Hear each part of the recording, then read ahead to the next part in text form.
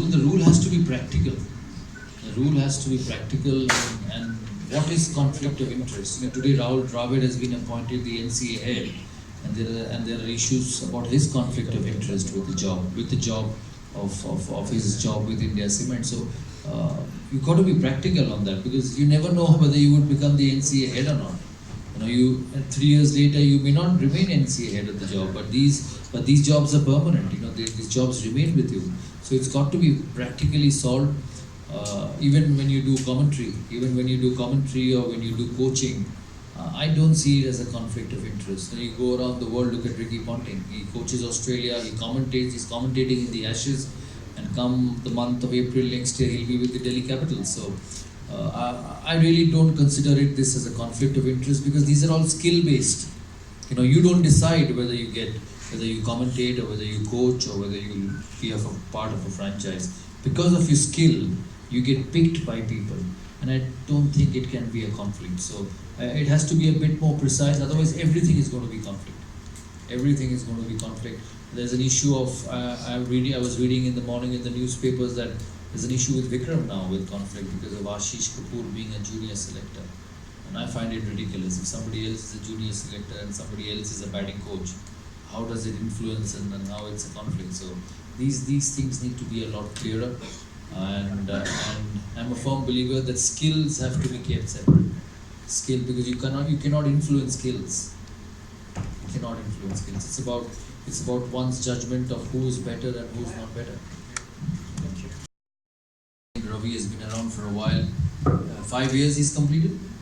Yeah, 5 years he's completed, so he's got an extension of 2 more years. So wish him luck, and hopefully India can go all the way in the 2 major tournaments which are coming in the next 2 years, which is the World T20 and also the Champions Trophy, which has now become a T20 format.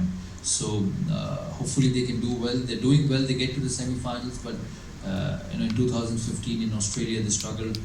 In 2017 in Mumbai, West Indies got the better of them. So hopefully, and even this World Cup, so hopefully they will get to the next step and create a winning combination. Vikram, I've played with him. Our test match debuts were in the same series. He just made debut 1 game ahead of me, and I played with him in the junior levels as well. He's a fantastic guy. He's a fantastic gentleman. He's worked hard at the grassroots level with Himachal Pradesh. And I'm the president of the Cricket Association of Bengal, and I've dealt with him in the last 4 or 5 years in sending teams to Himachal when Himachal would come for the Ranji Trophy matches. So he's risen absolutely from the basics of Ranji Trophy and putting the hard yards with Himachal boys. So hopefully he does well. Hopefully all of them, along with Bharat and the fielding coach, they can get this team to win bigger medals and bigger trophies, because this team has got all the talent. With a player like Virat Kohli in your team, who I just find amazing. You have enormous talent to win. So hopefully they can get past the big games and win the trophy in the next 2 years. I think they wanted continuity with Sridhar, who I think has done a good job. The Indian fielding is very, very good. You saw that in the World Cup with Ravindra Jadeja leading the pack. And I'm a big supporter of Indian coaches, because communication is good. They understand the mindset, and I'm not saying that overseas coaches are different, but we needed at one stage in transition in the early 2000s, we needed overseas coaches to guide young players and take a way forward. But I'm extremely happy that our own home-bred coaches are given priority, which is good, because they put in a lot of effort.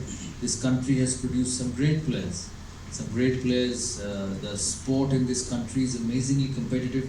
You go to the first-class levels, you see how competitively Ranji Trophy is played. The sport is at its healthiest in India.